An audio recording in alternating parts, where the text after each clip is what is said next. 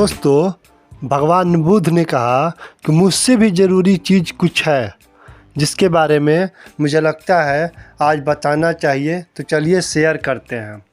एक बार बुद्ध एक गांव में अपने किसान भक्त के यहाँ गए।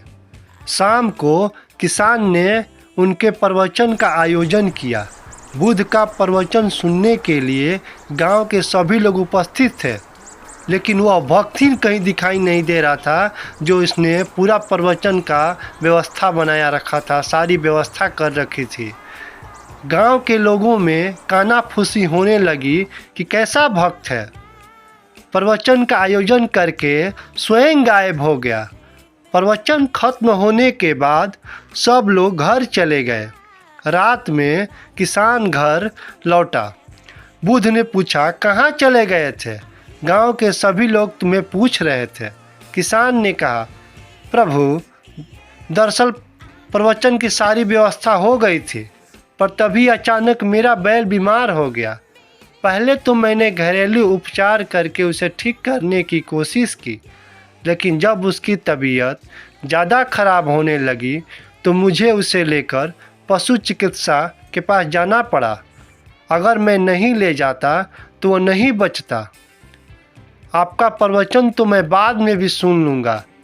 अगले दिन सुबह जब गांव वाले पुनः बुद्ध के पास आए तो उन्होंने किसान की शिकायत करते हुए कहा, यह तो आपका भक्त होने का दिखावा करता है, प्रवचन का आयोजन कर स्वयं ही गायब हो जाता है। बुद्ध ने उन्हें पूरी घटना सुनाई और फिर समझाया। उसने प्रवचन सुनने की जगह कर्म को महत्व देकर यह सिद्ध कर दिया कि मेरी शिक्षा को उससे बिल्कुल ढंग से समझा है। अब उसे मेरे प्रवचन की आवश्यकता नहीं है। मैं यही तो समझाता हूँ कि अपने विवेक और बुद्धि से सोचो कि कौन सा काम पहले किया जाना जरूरी है।